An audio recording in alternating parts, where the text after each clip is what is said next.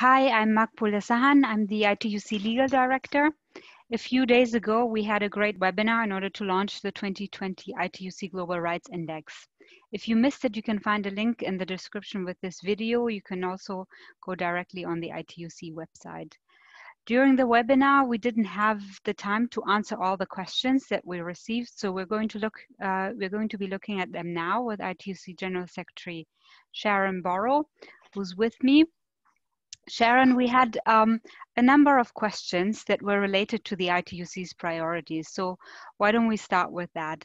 For example, Amish asked about the building blocks of a resilient society. How do we ensure that we don't go back to business as usual, but build a new social contract? And Holly from Australia asked about the top ITUC priorities in this regard in order to win back rights. So, Makbule, and to all the people listening to the answers, we cannot have a recovery that doesn't build resilience. We've seen this before, and of course, unless we fix the underlying areas of fragility, then we will never build a society that's fair or indeed resilience to the next global shocks.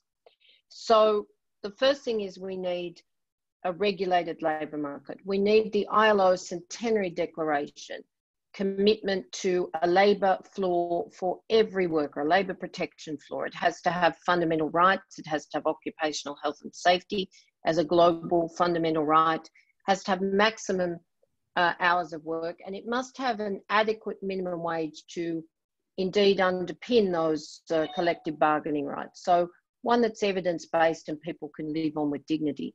But it must be married indeed to a universal social protection, because if you don't have social protection, when individual or national or global shocks happen, you don't have anything.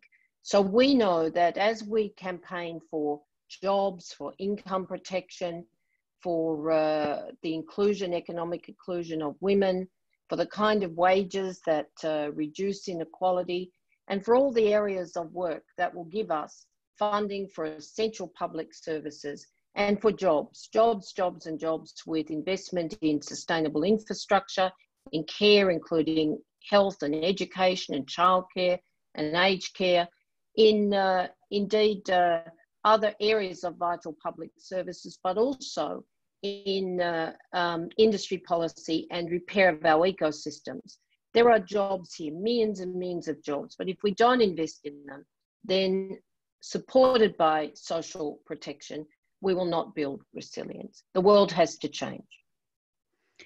During the webinar, we had Karen Curtis from the ILO Standards Department, as well as Judge Koroma from the ILO Committee of Experts, and they spoke about the role of international labor standards in a recovery and also to protect rights, broadly speaking. But there were a couple of questions related to the ILO that we didn't specifically respond to, so I'd like to come to those. Kwok, for example, from Hong Kong asked about the stance of the ILO on the right to strike. Ludovic from Belgium asked whether the 2008 ILO Global Jobs Pact is relevant in the context of the pandemic. Luc Korteweg, also a member of the governing body of the ILO, asked how the ITUC will trigger the supervisory system in order to hold governments to account on their COVID-19 policies. Carlos from the International Commission of Jurists asked whether the index makes the case for new normative action within the ILO. And here, Sharan, I think you could point at some of the priorities we have in that regard. And Carolee from Hungary asked, how can we get the international system, but in particular the ILO, to step up in order to make rights real? Okay, so first of all, let me say the ILO is unique in the global international framework of governance. It is tripartite. And so everything we do is negotiated with governments and employers. And as difficult as that is, nevertheless, once you strike an agreement, it has that tripartite commitment, and it becomes the basis on which we can act around the world. So in terms of protecting current standards, let's deal with the right to strike. We've had a battle at all levels, from national level to international level, around the right to strike. There are many, many employers and some governments around the world who would want to see this undermined. Increasingly with authoritarian governments, that's the case. But so far with the ILO, we've managed to protect the relationship between the right to strike, and make no mistake, it is fundamental to freedom of association, fundamental to democracy, that workers can in fact withdraw their labour in unfair situations or unsafe situations, or areas where they would be at risk, or indeed a massive industrial dispute where workers are being exploited. So we've managed to preserve the relationship between the fundamental core conventions of freedom of association, the right to bargain collectively, and the right to strike. But it's definitely linked to Convention 87. What we have a problem with is not just employers, but many governments who are attacking the right to strike, often from the lobby of employers in the country. And this is a fundamental tenet of freedom, not just workers' freedom, but freedom, that you cannot be exploited without the right to withdraw your labour. So we have to fight this country by country, and we have to fight it, obviously, to retain that right at the international level. We will never give up on the right to strike. In terms of new standards, Makbule, then, of course, you know, it does trigger all of the areas of work deficiencies, trigger our complaints or union complaints to the ILO governing body and, well, to the supervisory system. And indeed, the ITUC will support those and make sure that the supervisory system does what it can. It can expose violations. What it can't do, though, is replace a strong union movement. And when it comes to our strength, we know we need to fight for new areas of standards. The world's changed. And of course, first of all, there's the dehumanising exploitation in supply chains. We want to see a supply chain convention. We've been campaigning for that for a number of years. Has to have due diligence at its core.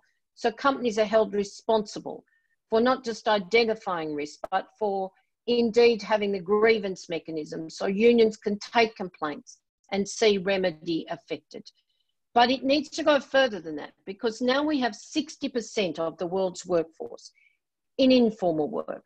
So we have to formalise work, particularly in the developing world, but right around the world now. It's not limited to just developing economies, because new and emerging forms of work, like platform business, are actually informal businesses. They're not bound by the same industrial relations system. There's no minimum wage, there's no guarantee of rights, there's no social protection guaranteed. Indeed, there's no rule of law. So we need to fight for a standard or a group of standards, including new laws on occupational health and safety, that where it becomes a fundamental right, and where we see new standards like biological hazard standards, to make sure that the deficits in the labour market are actually covered by international law. It will take us a few years, but we need to fight together on all of these fronts to see these standards realised and implemented. Thanks, Sharon. Omar Farouk from Somalia also asked us about, if we stay with the institutions, about the international financial institutions. He's asking, how can we ensure that they don't condition their loans on a diminishment of human and labor rights as we're moving into a recovery? Well, we need to see, broadly speaking, reform of multinationalism. There's no doubt that the multilateral situation, which covers intergovernmental cooperation, is not today fit for purpose. We've seen a long period of structural adjustment, indeed austerity. We've just actually produced a paper which shows 30 years of IMF conditions that have actually been destructive for workers and their economies. But what we want to see is that all of those conditionalities are eradicated, except one. We want governments who are given either debt suspension or indeed debt cancellation in the best of all worlds, or loans, to be responsible for investing in their own people and their own infrastructure to realise the Sustainable Development Goals. That should be the conditionality. But we need to see reform everywhere. At the moment, we are fighting in support of the African Union and the unions in Africa, but right around the world, to get an increase in debt suspension to 2 years without conditionality, except the SDGs. During the webinar, especially Maria Arena from the European Parliament spoke about the need for due diligence legislation, but we got a number of questions actually in this regard. So just to refer to a couple of them, to use this opportunity to highlight the message in that regard, I would like to refer to Anna's question from the Business and Human Rights Resource Center. Anna expressed concern that instead of a guarantee of freedom of association during the pandemic, we saw an increase in the dismissal of trade unionists by companies. And in a related question, Amish is asking, how can we make labor rights a non-negotiable precondition for doing business? Well, this has to be the flaw of any national or global legislative approach to our economies. For too long, we've seen the social contract broken. It started to be eroded with the growth in globalisation in the 60s and 70s, but still there was a flaw of commitment to multilateralism, to developing standards. But in the 80s, we saw hyper-globalisation, and it started to totally break down the social contract. So we need to see a different flaw under all economies. We need to see labour rights, and we need to see environmental standards. And one of the ways to achieve that is to mandate due diligence so that governments hold to account companies for identifying risk, for putting in place grievance procedures, and for effecting remedy. All our economic activity ought to have a fair competition flaw of rights and environmental standards. So that's why due diligence, mandated due diligence, is so important. We want to see sanctions, real sanctions, on companies that actually simply avoid these responsibilities, because rights cannot simply be traded away. Sharon, several speakers highlighted concern with regard to the rights of women, women's rights who were infringed during the pandemic. And for example, Jane from Switzerland asked, how do we ensure that there is a change in the recovery phase? Kona asked whether the ITUC campaign against discrimination will also include a ratification campaign on ILO Convention 190, as discrimination has been increasing. And then Ramesh is asking whether there is a place for gender equality in mandatory human rights due diligence. So first of all, the 2019 ILO conference was a centenary year. And along with the ILO centenary declaration on the future of work, the convention to eliminate violence in the workplace was an absolute victory, because we know that while it's in the main gendered, nevertheless, violence has no place, discrimination has no place in our workplaces, hopefully in our societies. And right now you're seeing the whole anger and despair at one of the elements of inequality. We've seen people on the streets around economic inequality, but now we're seeing people on racial inequality. And of course, women for a very long time have been raising the issue with their unions about gender inequality, because progress by any indicator for women has actually stalled. So yes, we need to see the convention ratified. We need to see it in law. We need to see action on any form of violence. And gendered violence or violence against women cannot be tolerated, simply cannot be tolerated. But we need to go further than that. The ILO Centenary Declaration calls for a transformative agenda for women. And if progress for women has stalled, whatever the indicator, whether it's inclusion in the economic life of societies, whether it's recognition of the work that women do, whether it's indeed more blatant forms of discrimination, we need to act on these. So when we look at recovery, we have a lens for looking at equal economic participation of women. We certainly will look to see that discrimination in all of its forms, systemic discrimination, is eradicated wherever we can influence it.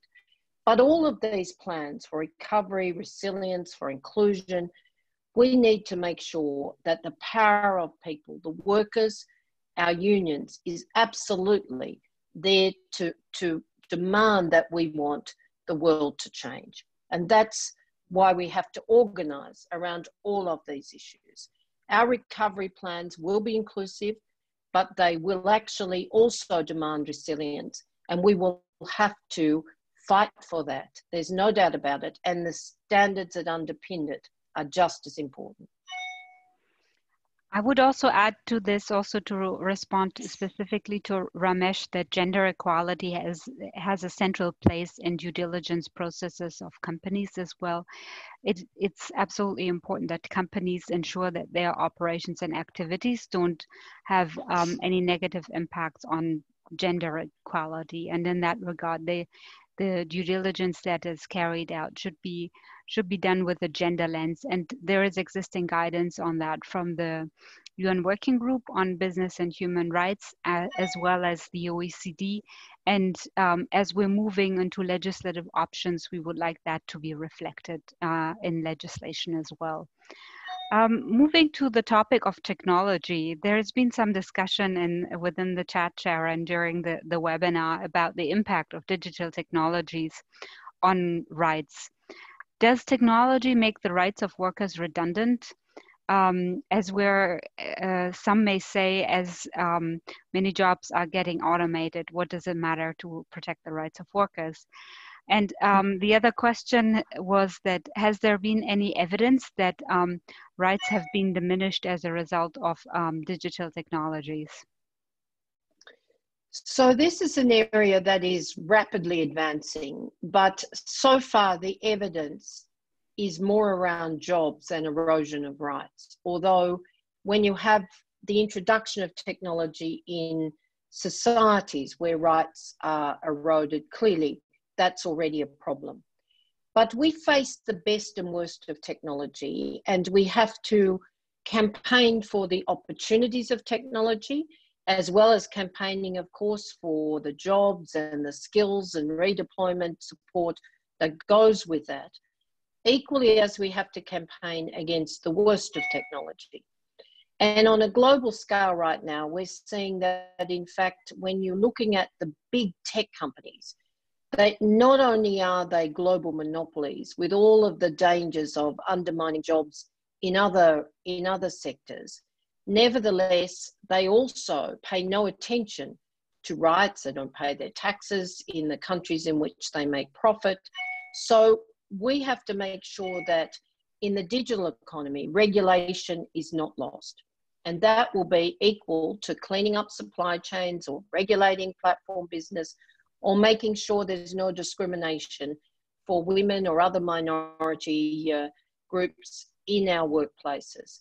This is a really serious issue for the future, and it also overlaps with the future of jobs. Where are the jobs? How do we rebuild sustainable supply chains, particularly where we've seen them collapse through COVID-19?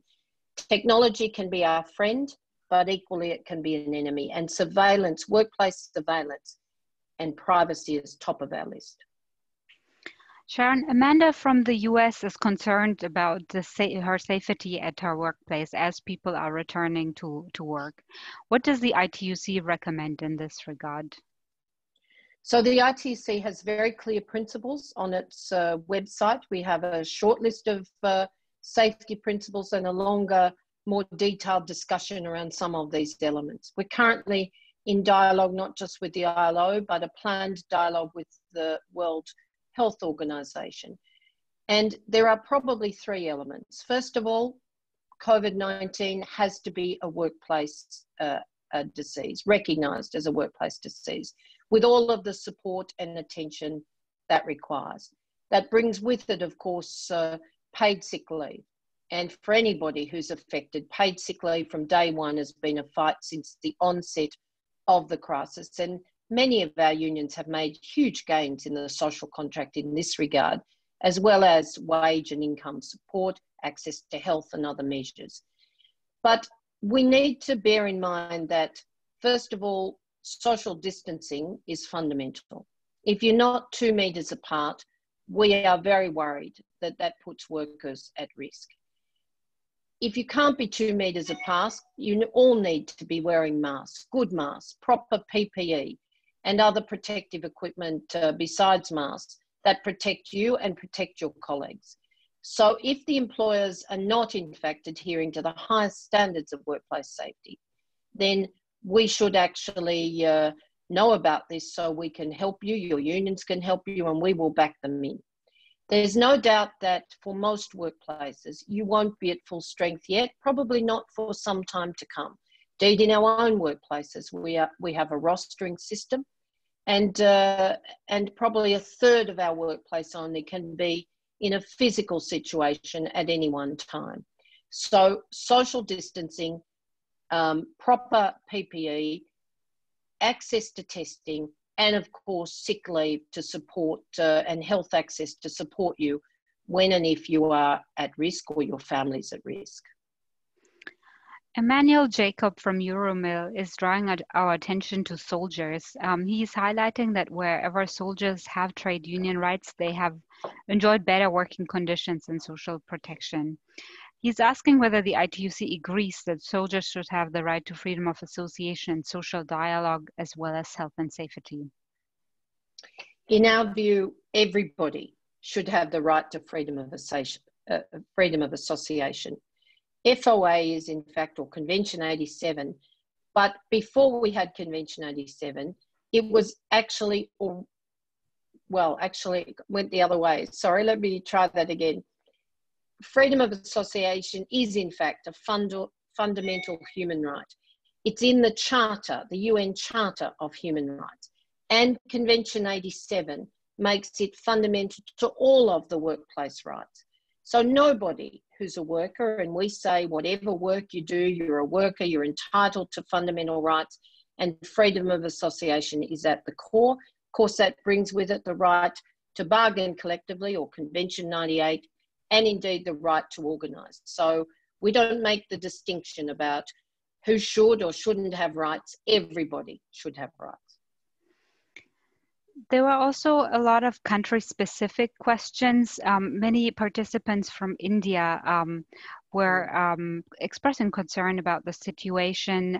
They were glad that this was recognized in the Global Rights Index, but they're now asking what will the ITUC in fact do in order to respond to the attacks on rights? So we make the point everywhere that on top of an already devastating list of areas, from inequality to climate destruction to the participation of women, to the challenges we just talked about with regard to technology. Then COVID-19 on top of that began as a health crisis. We're all very supportive of all the measures, giving up temporarily civic freedoms to save lives. But many authoritarian leaders have used this as a cover to actually erode even further civic freedoms, but also labour rights. And the Indian unions have been magnificent in their response. They are unified, they take on the government, they've had some amazing days of industrial action. We back them up every time. Indeed, I find it very difficult to get into India because the government knows that the ITUC and its unions are in opposition to their attempts to become increasingly autocratic. The unions have enormous courage. We'll be right there with them every step of the way, and wherever we can, we'll support their legal complaints, whether they're to the ILO or at domestic level, wherever it's possible. But India is one of the countries that worries us. There are others, of course. You know the list of 10, but the anti-terror laws in the Philippines comes to mind as a thinly veiled attack on not just civics freedoms, but indeed the rights of workers in a country where already, when you're a union leader or a leader in civil society, you're already under the threat of detention or indeed of the impunity of a government who sanctions killings in that society. So there are many, many societies we're worried about, but certainly they are two in the Asia Pacific region that are at the top of my mind right now. There were also some questions around Iran and Colombia. With regard to Iran, Roger and Ashkar asked how the trade union movement should mobilize to support freedom for Iranian workers. And when it comes to Colombia, Nick from Justice for Colombia asked about our thoughts on Colombia joining the OECD despite the high levels of anti-union violence that we see. So, of course, in Iran, the fight is for freedom of association, the right to form independent trade unions, indeed independence of political attitudes as well. This is not a country who indeed respects freedom. So again, we need to continue to fight alongside those already fighting in Iran for their freedoms. Many of our global union or sectoral groups have affiliates in Iran, but because there's no guaranteed freedom of association, we can't actually, unfortunately, identify or indeed affiliate a trade union group there. The courageous activists are all too often simply operating, you know, from day to day at risk of their very lives. In Colombia, then, you know, the record of impunity here against trade union killings, the breakdown in the peace agreement, the constant attacks on communities and freedom, including our trade unions, is just so discouraging. But the courage of our affiliates, courage of workers, the courage of communities is remarkable. I've walked during the peace negotiations, I've walked some of those communities with the unions, and there's no doubt that your strength will continue to fight for free, democratic, and indeed rights-based Colombia, and we'll be right there with you from the legal challenges, just as in other countries, right through to national struggles. Thanks, Sharon. I think we covered most of the questions that were asked. So once again, thanks a lot for sending us these questions. Thanks for watching. Remember, in the description of this video, you can find a link to the original webinar as well as the 2020 Global Rights Index. Please have a look at them and share them widely. Thank you and goodbye. Thank you.